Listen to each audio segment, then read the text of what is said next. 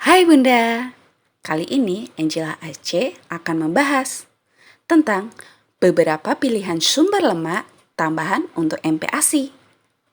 Lemak pada MPASI berperan penting untuk menambah nilai kalori pada makanan.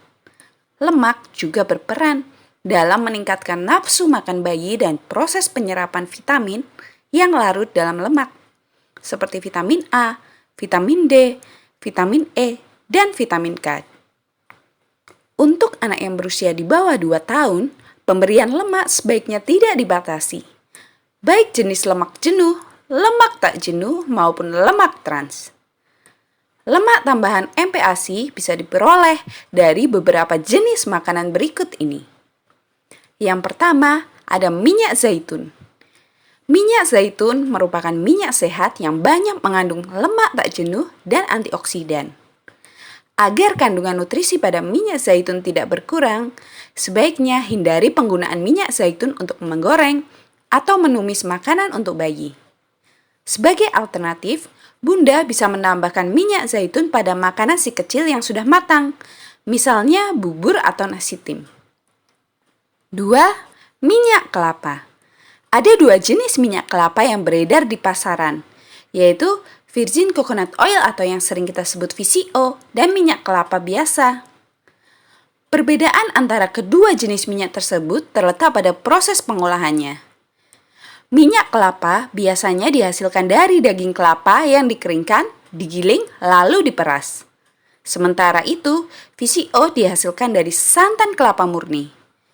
Kedua jenis minyak kelapa ini baik digunakan sebagai lemak tambahan MPASI karena kandungan lemak sehat dan antioksidan yang cukup tinggi. 3. Minyak kelapa sawit. Minyak kelapa sawit umumnya digunakan sebagai minyak goreng. Minyak ini memiliki harga terjangkau, mudah didapat, serta cocok digunakan untuk menggoreng atau menumis makanan. Minyak ini juga baik ditambahkan pada MPASI untuk meningkatkan kalori pada makanan. Keempat, ada santan. Santan merupakan hasil perasan daging kelapa yang tinggi kalori, sehingga baik ditambahkan pada MPASI. Setiap 1 sendok makan santan mengandung 3 gram lemak tak jenuh. Kandungan dan nilai nutrisi pada santan menjadikan makanan ini sebagai sumber lemak tambahan MPASI yang murah dan sehat. 5. Minyak kanola. Minyak kanola merupakan minyak nabati yang terbuat dari biji tanaman kanola. Kandungan omega 3 pada minyak kanola lebih tinggi dibandingkan dengan jenis minyak lainnya seperti minyak zaitun, minyak biji bunga matahari, dan minyak jagung. Selain itu, dibandingkan jenis minyak lainnya, minyak ini mengandung lemak jenuh yang lebih rendah. Minyak kanola sebaiknya tidak dipanaskan dalam suhu tinggi. 6. Margarin. Margarin terbuat dari minyak tumbuhan seperti minyak sayur, minyak kelapa, dan minyak kelapa sawit. Margarin umumnya mengandung sedikit lemak sehat dan lebih banyak mengandung lemak trans dan lemak jenuh. Meski demikian, sumber lemak ini tetap boleh diberikan pada bayi, asalkan tidak berlebihan. 7. Mentega. Mentega dan margarin sekilas tampak sama, namun mentega diolah dari susu.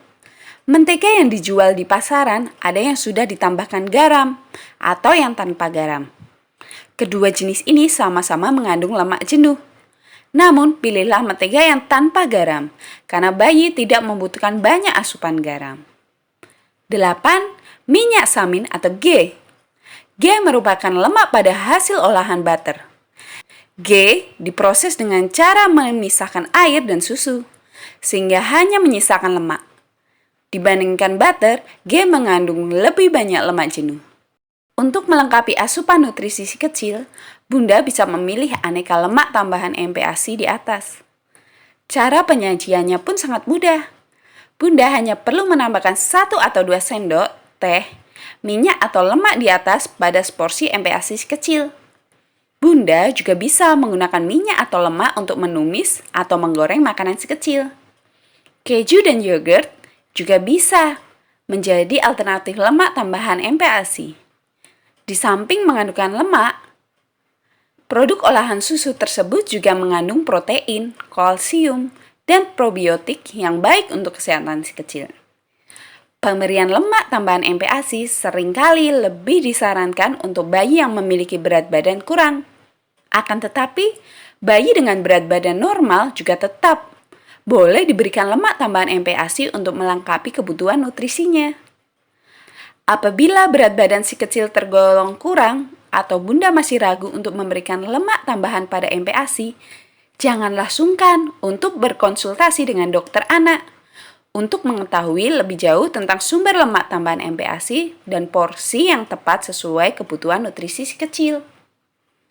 Jangan lupa subscribe channel kita, kemudian klik tombol lonceng agar tidak ketinggalan video-video terbaru kita. Kemudian follow Instagram kita juga, Bunda. Terima kasih, Bunda.